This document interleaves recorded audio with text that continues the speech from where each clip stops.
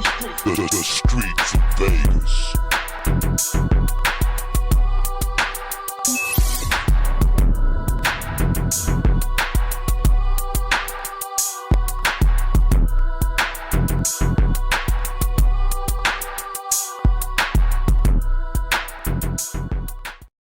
Welcome to the Streets of Vegas, a fresh episode. We are broadcasting live from Vegas Hype Media Network, the premier and premium podcast and studio network. Got my man Quan on the board, and today we have a very special guest in the house. He's a media mogul, a Las Vegas hip-hop pioneer, owner of his own media company, just an all-around grassroots guy. Been in the Las Vegas community for a long time, connected to a lot of movements, connected to a lot of people, helped a lot of people along their way, a Rhyme Syndicate member. Welcome to the show, no other than my man, Pauly Macc. What's up with you, brother? What's up, Vegas? How you doing, my brother? What's up, old friend? What's up, old friend? How you doing, man? Oh, man, good to connect with you, man. What's up, Quan? How you doing today, brother?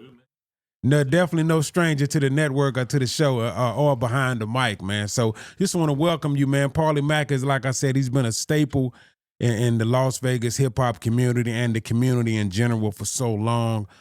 Just been doing a lot of good things, man. He's always pushing it forward. You're a very interesting guy because you have a lot of history, a lot of current, and a lot of future. So it's not too many people. They usually have one or the other, but you got kind of like all three, man. So how you been first and foremost, man?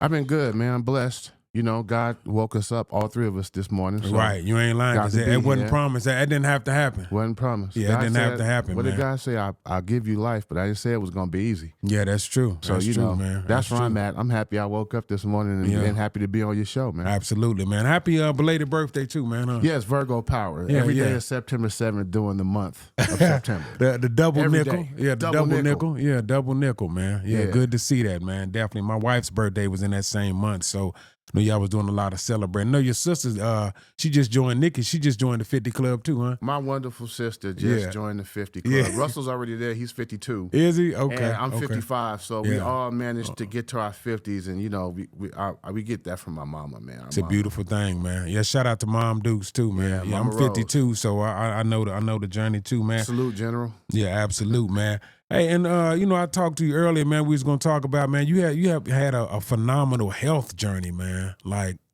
How did that start, man? What was the turning point where you be like, man, I really got to turn this thing around, man? Two things. My friends are dropping dead like flies. My original crew, I'm like the last one. Really? Yeah, I buried all my security friends. That's cold, man. I'm the last one left. So during that time, I decided to start losing weight. And then one day, my daughter, she tried to wake me up for 15 minutes. She thought I was dead. She was crying over me. Couldn't get you to wake? She couldn't. I couldn't wake up. Wow. Yeah, just too big, just doing too much, and I couldn't wake up. And my daughter, when I woke up, she was crying because she thought I was dead. What was it, man? Just deep sleep or sleep apnea? No, what do you think it was? Too big. Yeah. I mean, you got to call it what it is, man. I was 591 pounds, bro. What? Yeah. That's unbelievable. But you got a big stature anyway, like you tall anyway, man. But that sounds unbelievable. So what did you just start hacking away at it, man? I started taking V3. I started walking. What is V3? I never heard of that. V3 was a supplement that was a natural caffeine supplement that blocked your eating. Oh, okay. So, because, you know, friends would come over at 11 o'clock and say, yo, Mac, stop at McDonald's. You want something? Yeah, so easy, man. Yeah, give me 2 double cheeseburgers, fried Coke, apple pie. Yeah. All right? 3 o'clock comes around. Hey, man, I'm stopping by. Wow. Yo, man, you want something? Yeah. 2 double cheeseburgers. Wow. Large Before fry. you know it, it's 3,000 calories or something. Before you know it, that day I've had 4 double cheeseburgers. God. Large on apple pies. And that's not including the Coca-Cola that was in my refrigerator. Yeah. You know what I mean? Yeah, so the Coke, yeah. I've had to learn to not eat. I've had to learn to keep right now I'm at a calorie deficit. Yeah, okay. A normal person should be eating between 25 and 2,800 calories to sustain you for the day. So you restrict your calorie intake. I'm at 1,800. Okay. So this way I lose weight gradually. You know, but it ain't so drastic. And it's not drastic, and it allows me to have a cheat day. It allows me, well, you know what? I can go eat 2,000 calories, Right, because I've 2,500 been calories good. today. Yeah. Because the whole month I've been at a calorie deficit. So that is the best way for me to have to keep the weight off. And I've kept my weight off. You know, That's good, man. I didn't seen it over the year. I seen one of the, the throwback pictures you posted, man. Like, I was like, wow, dude. If you look at that, I mean, that's phenomenal, man. That ain't no easy thing to do, bro, because I know it takes a lot of discipline, a lot of willpower, because No, it's so easy to give into the flesh, man. No, it don't. It don't? Nope, I want to live. Yeah. I want to live, y'all. Period. Right. I do not want to be I do not want to be, man. He should have changed his life. I don't want to be that dude. Yeah. I got a grandson and a granddaughter. Right, yeah. Shout out to your grandson, too, man. I want to play catch with my kid. Yeah, you want to be around. You want to be around. I want to see Zari, and she's super athletic, you know? She's a, cheerleader. She has a great mom. I mean, it's cool to watch the kids grow up, but you can't watch them growing up sick. Yeah.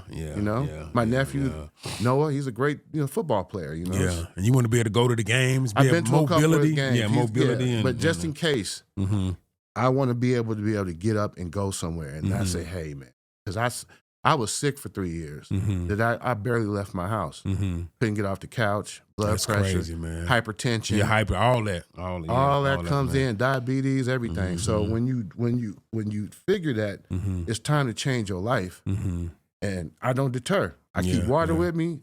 I do have a soda, but that's during the day if I want it. And you can burn it off. I can burn it off. I eat my bad meal during the day. If I want to eat something heavy, I'm going to eat it during the day, so I have the rest of the day to burn it off. Okay, yeah, and that's at smart. night, if I'm hungry, man, I'll grab 2 strawberries, a slice of turkey, and a piece of cheese and go to bed. Yeah, some quick and simple, man. Something in your stomach. Man. Hey, that's like I say, man, salute on that, brother, because we all want to be around, man. You know what I mean? We only got one temple to take care of, man. Man, what do you think about, man, the 50 years of hip hop, man? You've been around for a lot of this, thing of the hip hop, man. And what do you think about just celebrating? I know you and Al Ski was putting a lot of posts up, man. Shout out to Al Ski too, man. What do you think about where hip hop is now after 50 years, man? Big ups to my rap partner, King Al-Ski, FBI Hooded Figures Forever. He got a nice single out called I Spit that. I heard that. Yeah, he do. Well. Yeah. Went #1 in Canada and everything, so Did I'm proud of him. Yeah, he did. Shout out I told him to man. move. When it Shout went out #1 in Canada, I said, bro, you need to move. Going up there, huh? Yeah. Going up there. But man, 50 years of hip hop is amazing. Yeah. Because we got to witness so many different styles of hip hop. So many eras. So many different eras. And me personally, I don't get into who the best top 10 is because nah, it's like sports. Who's the top 10? You can't compare because there's so many different eras. Right. You know I mean, just know that Mel could rap. Melly Mel could rap, yeah. Eminem can rap. Yeah. You know what I mean? Jay. Yeah. I mean, I remember when like LL Cool J was the top dog. Hey, you know what I mean? Like bars. LL's still hard to this day. Hey. So I never compare like a broad top 10. It's just too many. What was your favorite era, man? The era I grew up in. Golden era? Well, we call it true school. Okay. True school is right after old school. That's right when after old school. That's when like Ice dropped. That's when Public Enemy. That's that whole new wave. That Ghetto Boys. Okay. That's when all that new type of music popped early in. 90s, you think maybe? Like early 90s? No, late 80s. I would say 84 to 19 to I would say to 2010. Yeah. We had some really interesting, interesting music concepts in it. And really then after that, as you can see, after 2010, we were warned, stop sounding the same. Stop sounding the same. Stop sounding the same. And now that we're at 2023, we can't even get rap records on the charts right now because everything sounds the same. And I think they take the formula, whatever's working. The guy might have a whole different name, look, and everything, but he sounds just like whatever's working. Right. You know what I mean? But back in the day, you remember you would get flack for biting. Like you couldn't bite nobody. Ain't no way you could bite nobody's style, dog. No, you couldn't steal nobody's rhymes. You couldn't steal nobody's DJ routine. They swag, none of that. They would look at you and go, man, you a biter, man. You stole that. You're a biter, right. You're not even authenticated. Right. You wouldn't get no official stamp if you came out like that. Now, literally, you could take somebody's verse, change 2 words. and run with it. And run with it. That's so true. That's so true, man. You know, like I said, you got a lot of history, man. You know, let's get into a little bit how you started in the game. You started as a DJ initially, right? I started out as a DJ. When we moved from Chicago, from San Jose, I moved into Gerson Park, and GPK. I met my family. Okay. I met Michael White. And Michael used to tell us to all come to the Boys and Girls Club because that's where we all hung out. Which one? The one in North Las Vegas? Oh no, the one in Gerson Park. We had our own Gerson Park. Yeah, we had our own boys, girls. Oh, we had our own Boys and Girls Club. Okay. That was adjacent from the basketball court. So some people play basketball, and some of us will go in there and play games. Okay. So when he set up he had belt drive 100s first. Man, and he taught us. He taught us how to scratch on belt drives. That's hard. And then he got to 1200s, and then he kept on teaching us. And then I moved out of Gerson Park and moved to Wrigley States. Okay. And that's when I met Kevin Brown. Okay. And Kevin Brown. KB, the devastating KB. Devastating man, KB. R.I.P. devastating KB. I didn't know he was connected to KB. He taught me how to blend records, man. He taught everybody in Vegas, in the States how to mix. That's why Jim Broski is so good. Wow. That's why Jim is such a great mixer. Because Kevin taught us all how to blend records. He said that's the most important thing to keep a party going. Blend game. Is your blend game. So he taught us that, and then I formed FBI Crew while I was in the States because our first name, me and DJ Mike's first name was Guardians of the Beat. Which is way too long. Okay. Way too long. The FBI Crew, that was like a crew that would go and rock parties, MC, DJ, kind of like something like that. But what was it stand for? Was it Funky Beat? What was it? Funky Beats Incorporated. Okay. And we battled for that name. Okay. Yeah, because it was like 4 or 5 other FBI crews, a couple from California. There was female body. Real hot name. Yeah, it was a hot name. So we battled everybody for that name and kept it. Because y'all won. Yeah, we won. Okay. Yeah. Okay. Man, we wild, had dancers. Man. DJ Mike was on the wheels. Sean was strong backup. Alski, and we had a great run, dog. Man. We just DJ Mike. What is he around now? Is he still around now? Oh yeah, Mike is like super dad. He's raising his wonderful kids in Tennessee, and he has his own because Mike could look at an electrical item, computer, beat machine, and he could work it without. He just got one of those lines. He could pull out something and learn how to work it like that. And DJ XL's like that too. They could just look at an electronic and go, okay, I got it. Pick it right up. Pick it right up. Yeah. That's wild, man.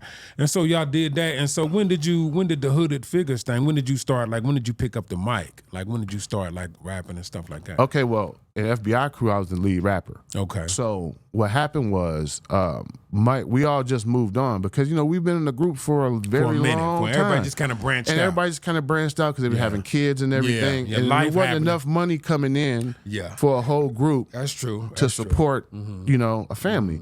So, we had to be real with it. And then me and Al wanted to keep rapping. So that's when me and Al Ski formed Hooded Figures. Okay.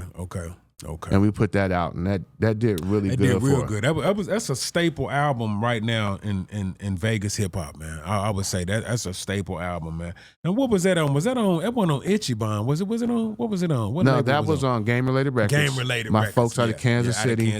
Yeah. I met everybody through my business partner now, which is Gilbert Walker. Okay. He has a brand called Squirrely Nugs, and he introduced me to Kansas City. Okay. And I remember you put out the game-related compilation. It was half Vegas and it was half Kansas City. That was huge, man. I remember that. That was to avoid a war. Really? Yeah. Man. It was about to be a whole lot of bad stuff between Vegas and Kansas City. Really? So you kind of like, let me mend that. Me, Rodney Green, Robert Taylor, Twix. No, Twix wasn't in on this. Robert Taylor? This is Robert Taylor from Kansas City. Okay. Gil and a couple other people, and we had to fix some things because it was gonna be a war like that. Yeah, it wasn't, and so we was like, "Yo, why don't we just, let's do some music, man? Let's figure this out. Let's just kind of cool this thing. Let's get everything cooled out, and cool heads prevailed. Because my folks in Kansas City, they real people. Yeah. I heard Kansas City ain't no joke. Yeah, they real people. I heard it ain't all pimps and players down there. I heard they got some real. They got some real folks down there. So that was our main goal to make sure, and now our relationship with KC is just it's good. It's cool. Still good. We love KC. We love KC folks when they come up here, man. Nicest people. They make good ass barbecue too. Do they? Kansas City barbecue. Yeah. Listen, you go to Kansas City, and at about 3 in the morning, you might hear some tinkering. At about 4:30, the fire's already lit. They got food. The food's done by 8, bro. Oh, they serious with it, huh? Yeah, they serious. Some of the best barbecue I've ever eaten in my life is at Kansas City. Gotta find some of that out here, man. Yeah, definitely got to find some of that out here. That's crazy, man.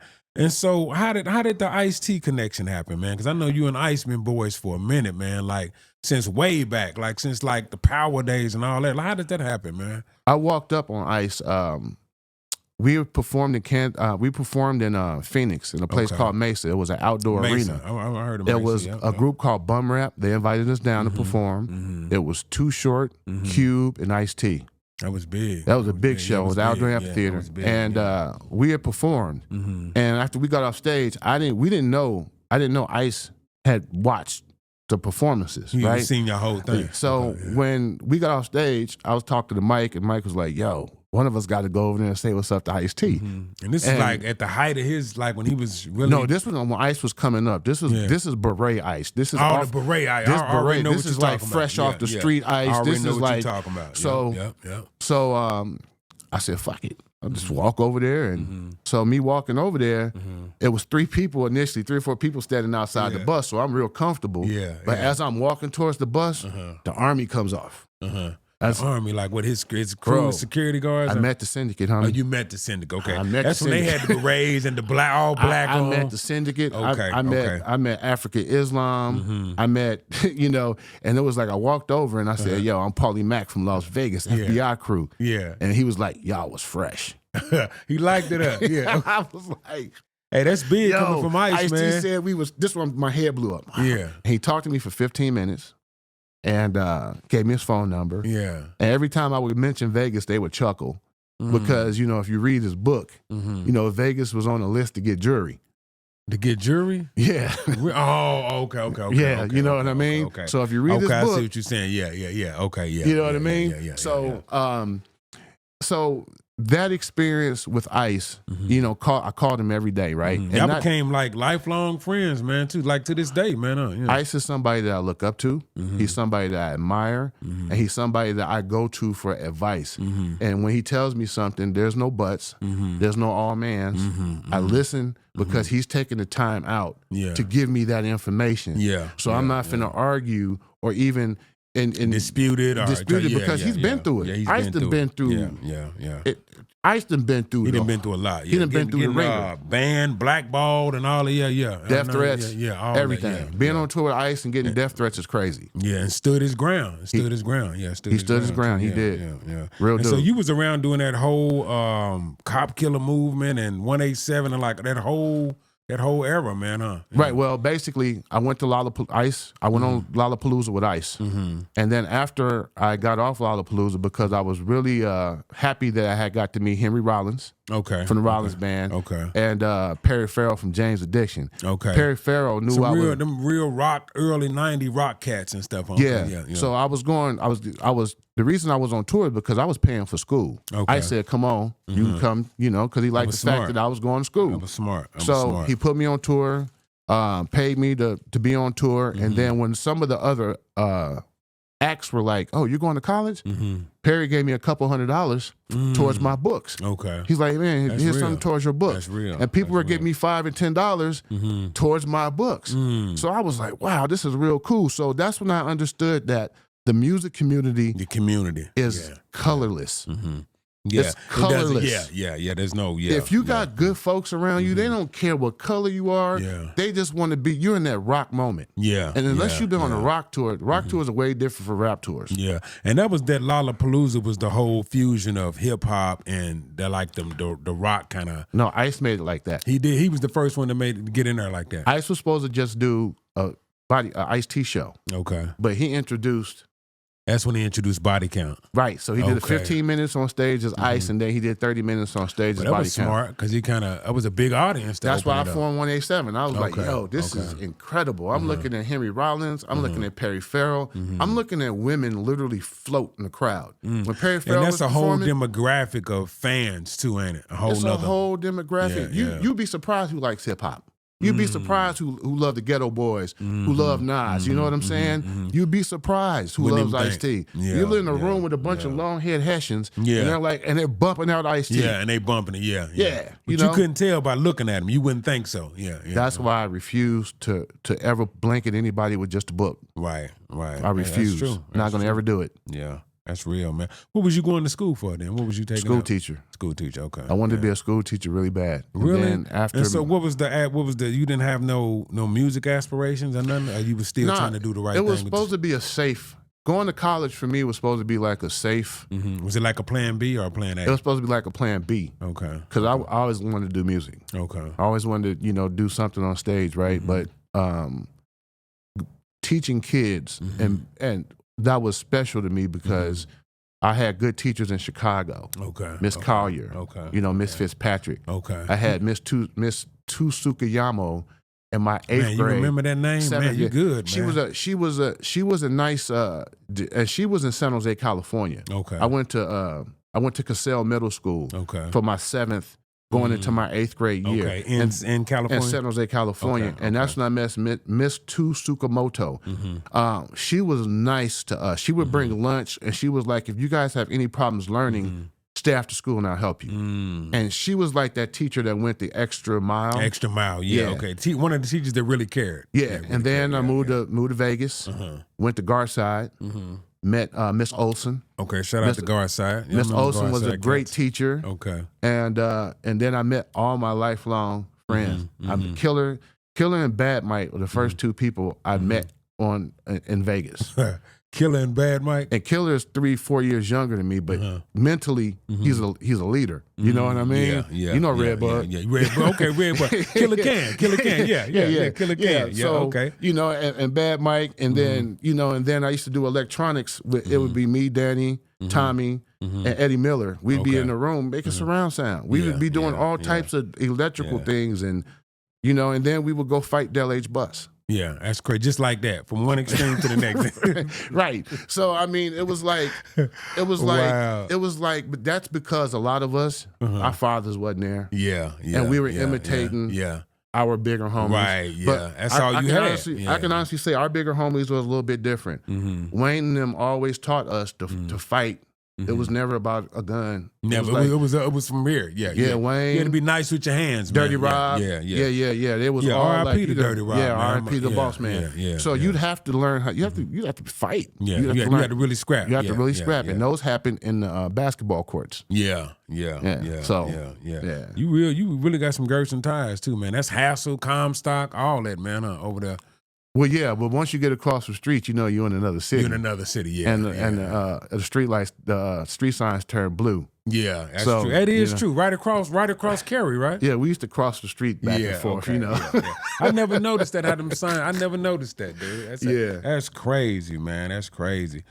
So coming along, and so when did you form your company? What is it? Or is it the Ringmaster? When did you form that? I formed Ringmaster in 2015 as a consultant company because like a media consultant? Yeah, because I walked Floyd down on his fight and I had the Ringmaster outfit on. And a lot of people seen that. So I said, well, let me call my company Ringmaster. Okay. And how did that happen, the Floyd connection? My bass player in my band, Columbine, Joe, Joe Dirt. Joe's a great bass player, and he was like, yo, man, they need a big black guy to play the Ringmaster for Floyd's fight. No problem. So I was like, yeah, okay, no problem. So shouts out to Joe Dirt, because I got that because of Joe Dirt. Wow, and look how they birthed a whole nother entity or something. That's crazy. Well, it birthed Syndicate Media Group, because I was working for Concept 3 for about a year and a half. And then I recently formed my own company in May, again, because I understood that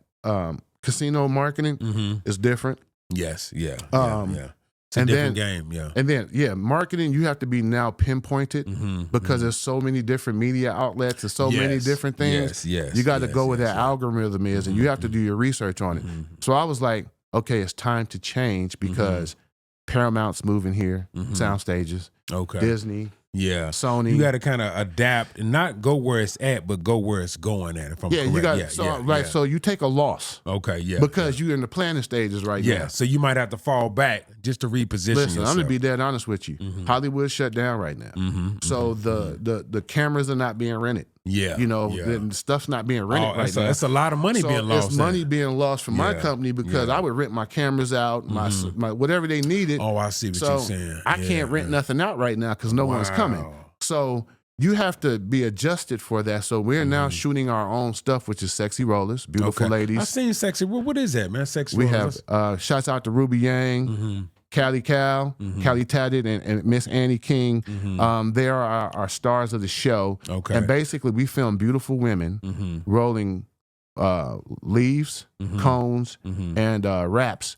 Some of the best weed. Grower Circle. That's interesting. Is one of our sponsors. Okay. And we're playing all local music behind it. Oh, that's so dope. These first 5 episodes will have all Vegas music playing in the background. Oh, that's cool. That's cool. It's my gift because I was like, you know what? Giving back. You kind of giving back. Yeah. I want people to get some publishing. I want people to see how it works. That's an interesting concept though, to put that behind. Sexy Rollers. I seen you at a little commercial. I'm like, what is that, man? The Sexy Rollers. That's big, man. Shouts out to Gilbert Walker, my associate producer, and my team, my DP, Talib Kearns, my gaffer, Shorty Rowe, and my AC, Holly Ray, a couple of people. Every Big time Steve. I see you look like you on a set, just finishing a set or just going to a set. So I always see you very active, man, and like behind the scenes, filming, putting stuff together, and all that too. We just filmed 2 videos. We filmed DFOS's video. I remember you said something on the 16th because when I initially asked you, we just filmed her video. Filmed her video. And who is that? She a local artist too? She's a local artist. Went to Gorman, and she has a really pop. She's older. She's our age group, but she's really, really good. Got a pop sound, like a nice pop sound, really good tone. Okay. And then Drop the Bomb. We just did his video for Can I Kick It? So I'm gonna have to check them out, man. Definitely check them out. Now you say the Sexy Rollers. You filming, the women doing that. How does that tie? Because I know you got the Smokeboard thing too. So how does that tie into that? Because you've been doing the Smokeboards for a while, huh? Yeah, the Smokeboards are on the table of our show. So basically, a Smokeboard is something that you roll your marijuana or your tobacco on, and it's a personal board, and it's one of a kind. I don't do people do it's a one? So everyone is like a one of one almost. Yes, everything is one of one. So do people come to you with a concept, an image? Cause I've seen some crazy ones, man. Like every one I see is like unique, man. Yeah, that's the whole point. All my art is unique, and I'll take a person's personality, and like I pray over my board before I do it. Wow. And then I pray afterwards when I give it to the person. How big are they? How what would you say? 12 by 12, 12 by 12, and 24 by 24. I do a big one and I do a regular size one. I can fit on your lap, put a plate of food. Okay. You can use it, put it on the wall. It's a labor of love. It's art and all that kind of mix. It's a multi-purpose tool, man. You can actually put it on your wall, like art. Okay. Yeah, take it off your wall, put it on your lap. Do your thing. Or if you're hungry, put your plate of food on there. I never thought about it and then wipe it back off and stick it on the wall. That's crazy. Or put it in your backpack. I never thought about that, man. That is unique, man. Where could they find one if people wanted, if they was interested in getting one? They can inbox me on my IG page. It's kind of like a real exclusive thing. It ain't really out there, but you got to kind of know. You got to kind of be in the know to know what's up, really, right? Well, basically, I go through a spurt. I might do 20 or 30 boards in like a week, 2 week period, and that's all I'm doing. Okay. And then I won't do nothing for like 2 months. Like a limited edition, a limited run. I do a limited run, and then I get rid of them. We got ashtrays too. I got one of a kind, one-off ashtrays that are off the hook. That's crazy, man. But like, that's good in this game because you diversifying your income. You're not relying on like just music or just this. You got consulting. I mean, especially in this era, man. You know what I mean? It's so crazy in this era, man. How would you feel that marketing has changed in the digital era, man? Because I know you're a media consultant. So how would you feel like from what we came from? You think of Source magazines and before video. How would you think it's changed in the digital era? It's completely changed. The whole landscape, man. We went from, we're at a 90-10 landscape right now. 90% of our information is in the palm of your hand. Yeah, all day. Bring some milk home. Check your bank account. Send the picture over. Send the video. Everything. I'll send you the files. I'll send you the PDF.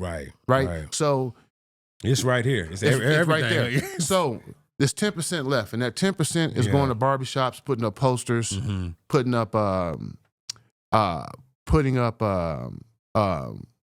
just going out to flyers, just going out to your local neighborhood and still putting out those flyers and posters, because you still drive around, you still what you done. It's so crazy because I came from the street team era. When I remember when it was predominantly that side of it. You remember we used to get 50,000 flyers? Yeah. There's no need for 50,000 flyers right now. But if you're smart, you take 50,000 flyers and you pass out 50,000 flyers.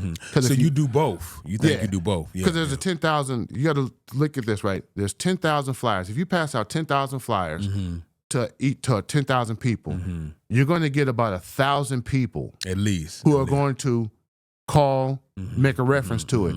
And out of those 1,000 people, you might be able to sell 300 to 500. You might, but that's still something though. It's still, that's huge. That's huge, But you got to do 10,000 flyers to get to that number. To get to that. Yeah, I see what you're saying. You got to cover the landscape. So flyers are important as long as they got QR codes on them. Yes, I know QR codes are big. Yeah, I know QR codes are big. When you consulting with companies or art, do they come to you or do you handpick them? Like how does that process work? They normally call me. Call you, yeah. Okay. And it's normally I'm cleaning up something. Because some people will come to you at first and you'll shoot them a number. They'll go, oh, that's too much. And then after they pay half to somebody who's not qualified or can't do the job that they said, they come back and go, oh, man. Yeah, they ready to jump on that. Right, and I'm like, well, bro, I already got 2 clients now, so it's going to cost that plus this. Plus this, yeah.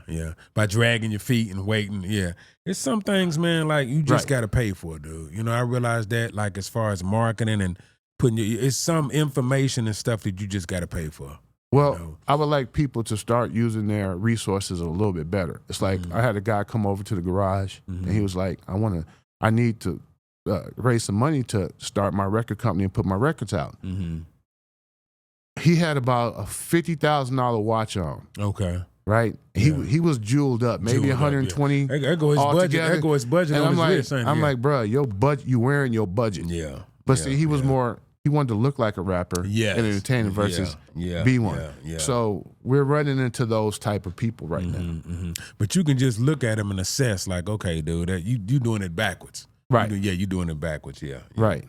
That's crazy, man. Especially like, you know, in this day and age, you know, like how Nip did it, man. He just reinvested all his money back into his brand to kind of get, you want brand equity and brand loyalty. And I think a lot of people move away from that, man. He's intelligent. He was a very intelligent man. Rest up. Yeah. Yeah, he was a very intelligent. So when you put street marks with corporate intelligence, that's and lethal. Know how to play the game. He's a beast. Yeah. Know how to play the game, man. For sure. Play the game. I noticed you spoke at for Power 88 at like a summit or something. How did that go, man? That was awesome. Yeah, that was a good look, man, wasn't it? Yeah. And what was it about? Was it about music, marketing, and all that? Give us a little detail about that. Big shout out to Craig Knight and the 88 and the Power staff. He put together such a phenomenal music marketing for 3 days. Okay. That the only thing I wish that more people would have came. What was it at? It was about 150 people, 200 people. And it was at the Boulder station inside of the railhead. And I didn't even know about it till afterwards. I'm like, man. Listen, how often can you run into Kevin Black? Right. And talk to Kevin Black. Like, that doesn't happen, man. Right. You got to pay to talk to Kevin Black. And I remember like the conferences was a lot more predominant back in the day. I don't know what happened, but once you see something like that, you got to jump on that, man. Yeah. So it could have been better attendance, you think? Yeah, it could have been better attendance, and not because it wasn't put together well, it's because people, I don't think some people are really serious about what they're doing. Yeah. You know what I mean? It's like they just, I'm here, I'm doing this. I'm that. But you're not serious, bro, and you can tell. And you can separate, the novice from the person who's serious. You know what I mean? Absolutely. Even investing in going something like that's an investment in your education and your brand and all that, man. Well, I mean, like the VIP Records was there. Was there? Yeah, man. Kevin was there. I mean, the owner. I mean, it's like it was so much good information. And what was your piece on? What did you speak about? What did you? I spoke on marketing about how budgets work, and a kid asked me a question. He was like, "Yo, I got $15,000. What can I do with that?" I said, "Well, not really nothing. But if you do have $15,000, you need to post up." Yeah. If you want to, so I told him, go to Kansas City, Missouri. Get you an apartment for a month because they have 8 states connected to Missouri. Yeah, everything's tighter, right? It's 8 states. Yeah. So when music funnels out of Missouri, it funnels into the 8 states around it. I never thought of that whole Midwest. That's why tech does so well. That's why Midwest people, when they put something out in the Midwest, it spreads to those states like that. And remember, Tech 9 been eating for a minute like independent, man, huh? Shouts out to Tech, man. The Tech is he's like the blueprint for the independent, man. Tech is the blueprint for an independent artist to be an independent artist. Him, Immortal Technique, yeah. A lot of guys, you know, Chino XL, a lot of guys out there making some money and not on majors, you know. Yeah. And we even got West. We got West, we got Yada, we got Landlord. We showed. We got our people got a nice that travel. Dizzy, Echo, you know, they out there doing their thing. Yeah. That's a whole lineup right there. That would be a nice show right there. If all them cats put together something, that would be a dope show. That would be a dope show. That would be something, man. And that's where I'm getting to at this point is like, everybody has to start working together now before somebody comes into our city and snatches it from up under us, takes your spot. Yeah.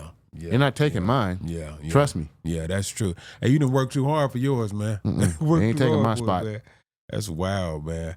You know, we was talking earlier about, I like how you did you started the DJ Academy, man. You know, I like that. What led to that? What was the inspiration behind that? I know it's you and DJ GetBucc too. So what was the inspiration behind that? All right, Buck called me and he says, Pauly, man, I've been trying to start a DJ school and I can't get no help. And he had lost his mom. And I lost my brother at the time. And I was like, and then my pastor, he was like, yo, you got to put something in that box. Fill that void. Fill that void with something. Yeah. And I talked to George. George Hinojosa is Ice-T's manager. He's like my spiritual brother too. I heard that name. He's been around for a minute. He's Ice's only manager. That's what I thought. That dude been around for a minute. And most of our conversation, we talk about God. You know, we talk about the heart and everything. And he's a good dude. And he's an excellent business advisor too. And then I got people I can call. You know, I call Al P. Al P tell you like it is. Al P. Al Patron. Al Patron. Al Patron. So it's like I got people that I can call and get good advice from, and they were all telling me, do something good with that. So we went over to Doolittle. Miss D was like, I got a room for you guys. I was like, well, I can fund the money part, gas. As far as here and there. Renting the room? Or no, not renting the room. They was going to give you the room? Or they gave us the room. Doolittle, thank y'all so much. Yeah, that's love, man. That's yes, love. Miss Toya, Miss LaToya over there, she's doing such a great job. And but there's a cost to doing business. There's gas, there's food, expenses, there's little money might need to go in somebody's pocket because they're doing something for free. Yeah, they are. So I'm the type of person that goes, all right, bro, that deserves something. That Let's really work does. out something. That's a stipend. Yeah, that's a stipend. Yeah, right. I agree. I agree.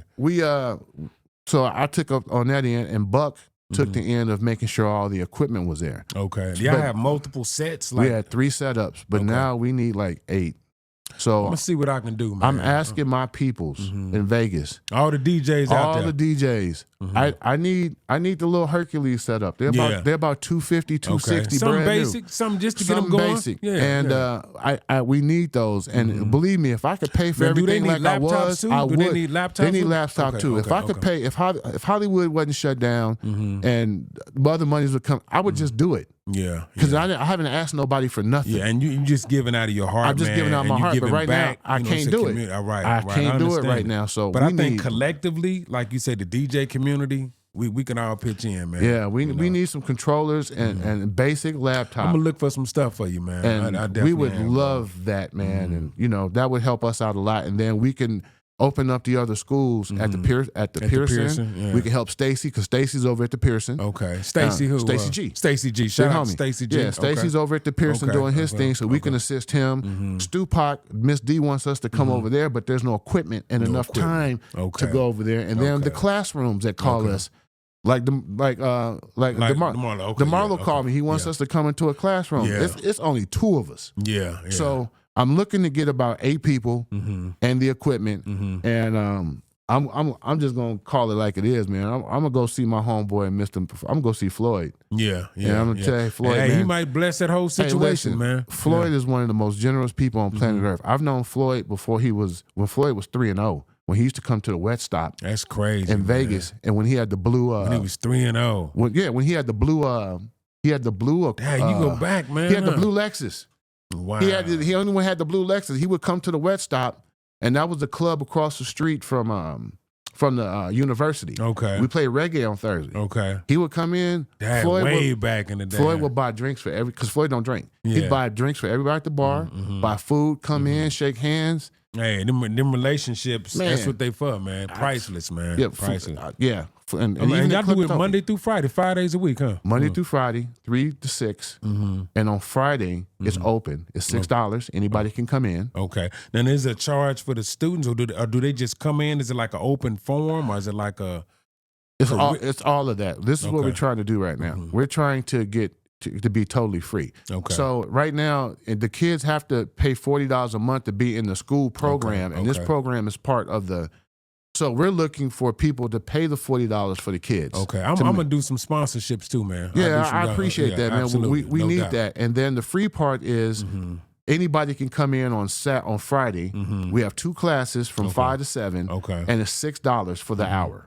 For each hour. That ain't bad. And that goes to Doolittle. That doesn't helps them. Yeah, helps them out. So we're just trying to get all this straight, man. We're creating engineers. Yeah, people like Quan over here who knows how to hook the equipment up and the DJ. It's the next wave of cats coming. It's the next wave. Yeah, it's the next wave. We just want to be there. We just want to be there for them. So, a lot of things I'm doing, like the 187 project, part of my proceeds are going to the school. Okay. And that's a new project you got working on, right? I seen the album cover. I was like, man, that's dope. So you seen Boss Approved. I was like, yeah, I stamped it. I stamped it. So the first single is going to be called Wretched. Okay.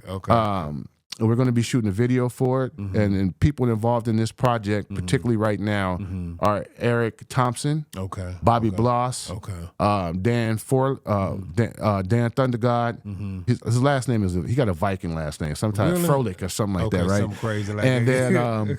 And then myself, and we're gonna. These are the people that's like gonna be on the album, gonna be on the project, right? Because there's a difference between being in a band and making a song. Yes, and I think people need to understand the difference between the two, right? Okay. So right now, I am making music. Yes, I want to make a lot of records right now and put a lot of records out. Okay. So that means I might be doing several different things. Yes. But right now, 187.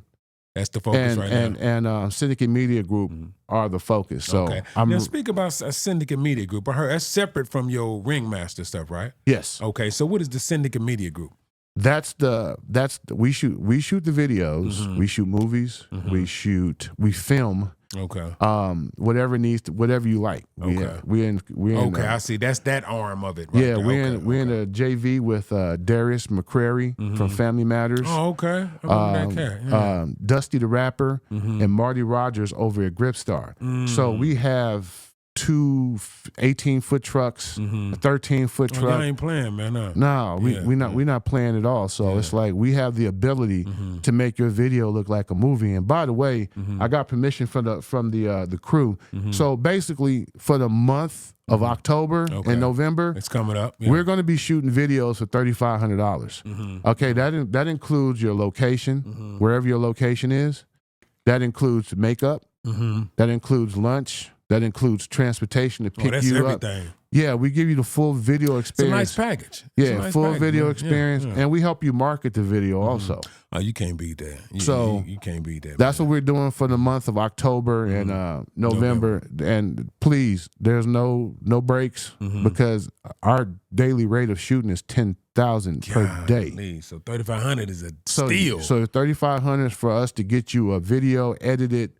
And shot, edited, marketed, you can't beat it, dude. Yeah, and plus it's shot in a form that it can go on streaming networks. Okay. See, most people shoot their videos to go on YouTube. Yes, but yours can be shot to stream. Yeah, it's big and wide enough to be shot on so for streaming network liked what they can put it on. We talked about how the streaming game is taking over now. Yeah, 30-something%. That's huge, man. So shout out to that. Shout out to the OG Rhyme Syndicate, man. I remember I had the tape with the cat on the car. You remember that's Ice. That's Ice on the porch. Yeah. I'm like, man, I had the tape, dog. So definitely shout out to the syndicate, man. So keep doing your thing, your brother, man. We're gonna wrap up in a little bit, man. Anything you want to leave the people with, man, and what can we expect from the rest of this year from Pauly Macc, man, and going into 2024, man? Okay, well, I just want to give a couple good shout outs to this important. Big Keith and Twix. Big Keith, okay, absolutely. Man, the magic that they working behind the scenes right now with computers. They doing some things, man, huh? Well, I mean, Big Keith he's the big dog. You know, he's 60. He's doing the Bully Busters thing. Billy Busters, so Keith's the big dog. And then you got Robert Straughter and his academy doing his thing over there. And then you have us Level Up. You got Stacy over at the Pearson Center. So I got a nice little alliance, we have a and we're all specific. Like we only teach people how to DJ, engineer, everybody has and conflict resolution. If you need extra help with homework, all that stuff, go see Big Keith. You know, he can help you with every step, go to court with you. He does what Big Lou used to do. Big Lou used to go to court with everybody. He was everybody's uncle and daddy who didn't have a... So we need that in this community, man. You know, need saving these kids, man. That's shouts out to Mr. McCready. Big Mr. McCready, McCurdy and his son. And his son. And his son. Big Mr. McCurdy was really good to us, and he treated us very fairly. And then his son come along, and his son he's picking up the torch. So big up to Mr. McCurdy and Junior McCurdy. You know. Okay, definitely, man. Pauly Macc, man, keep doing your thing, man. It's absolutely a pleasure. I always talk to you, man. I'm sure we'll probably be back again because you always got something going on, something in the works, man. Hold on. Okay, hold on. What we got? We got merch? Last time Quan was like, I couldn't do it. So, that's that 187. That's that 187. That's that 187. That's that one extra large right there for Quan right there, that 187. Absolutely. The single would be called... Wretched. Okay, and Wretched. Then you got to get that body count too. You got to get that body count. That body count album coming out. That's coming out too? Merciless. You got to get Merciless. It's coming out. Okay. We on our metal. Fresh merch on deck. Fresh merch on deck, man. Fresh merch on deck. This is me right here? Yeah, that's you. Oh, man, good looking, bro. That's you, good brother. Looking, man. Fresh, man. Appreciate you. Yeah. Appreciate you, dog. 187. Man. Like it. Hope to see you at the shows, man. Man, keep me posted on it, we got some good stuff coming on, man. Okay, I'm sure y'all do. We're just being secretive. We're doing like the Ukrainians do. Yeah, just laying low. Just lay. You know, nowadays they just lay low and just drop something. It ain't no roll out or nothing. They just drop it down. Man. Hey, that's good, man. Streets of Vegas, Pauly Macc, Vegas Hype Media Network. Appreciate you, my brother. Thank you for stopping through, man. Peace to the gods. And we out, man. Peace. The streets of Vegas.